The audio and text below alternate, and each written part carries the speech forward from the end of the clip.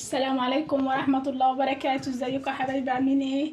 النهاردة ان شاء الله هنعمل مع بعض طاجن عكاوي، نعمله كده بالخضار ان شاء الله يعجبكم.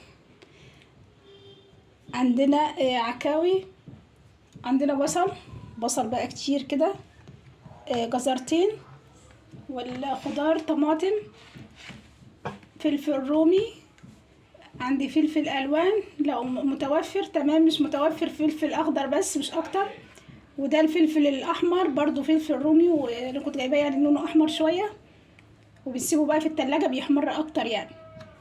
فلفل حامي، قرن فلفل حامي، 5 أو 6 فصوص توم شرايح، وورق لورا وكمون وكزبرة وفلفل اسود. نقطع بقى مع بعض البصل، نقطعت الخضار،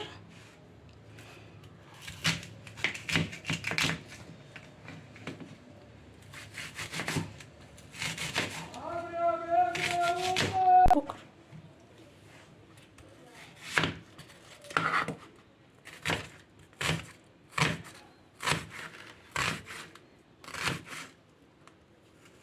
جنبيا بس. نخرط بقى كده كمية من البصل حلوة، ان البصل ده والخضار ده بنغمسه كده بقى مع بالعيش او مع الرز بيبقى حلو جدا.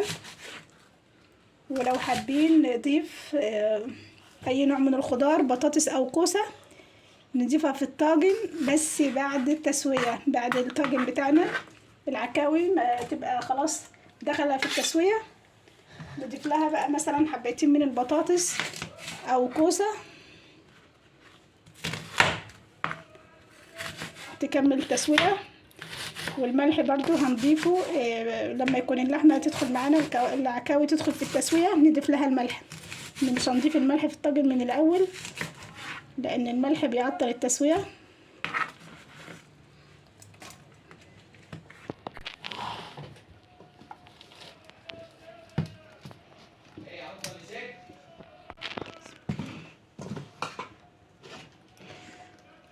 معلقة كده كمون وكزبرة وفلفل اسود،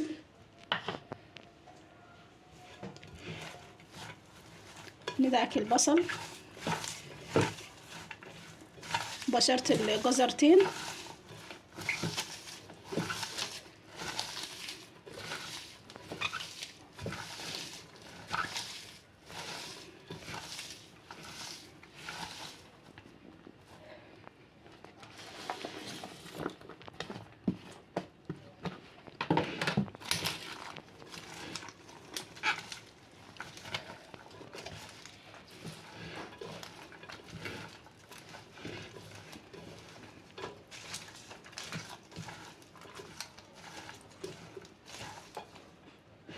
نخلط كده الخضار بايدينا كده، يعني الشوكة والسكينة مش هيقلبوا الخضار كويس.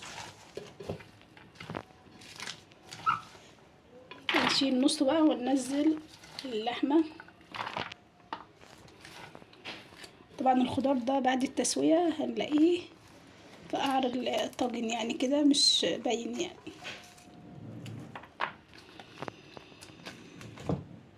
بسم الله الرحمن الرحيم.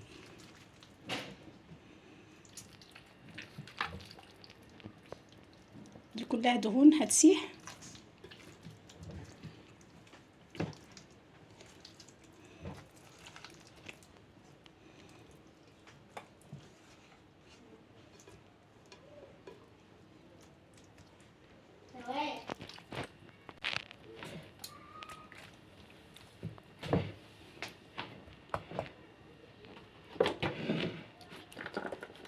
ننزل باقي كمية الخضار،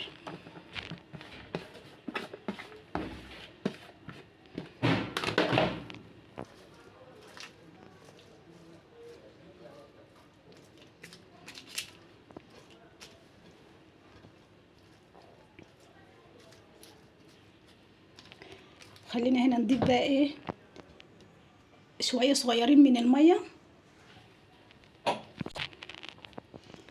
شوية صغيرين من المية،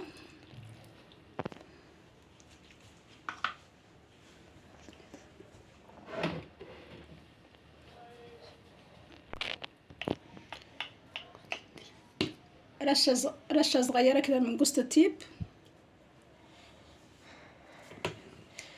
جوزة الطيب لو كتيرة بتمرر الاكل.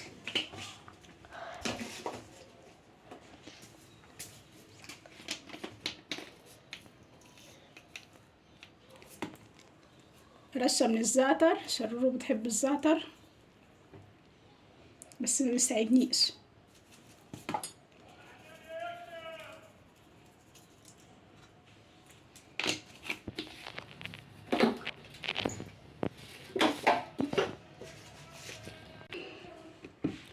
نجيب بقى معلقة واحدة كده من الزيت بس، لان عندنا العكاوي بتاعتنا فيها دهون، وطبعا هتسيح وتنزل وتخلي بقى طعم الطاجن ده تحفة.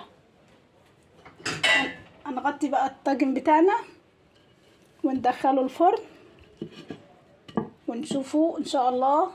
لما يدخل في التسوية هنديله ملح، ولو حابين نضيف بطاطس مكعبات او كوسة نضيفها لما الطاجن بتاعنا يستوي. طاجن العكاوي بتاعنا حلو جدا.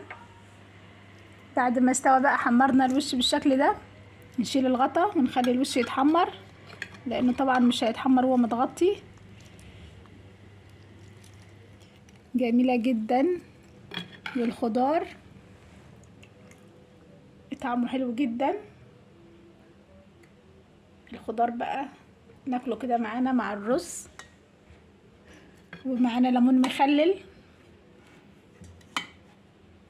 جربوا بقى طاجن العكاوي بتاعنا، ان شاء الله يعجبكم.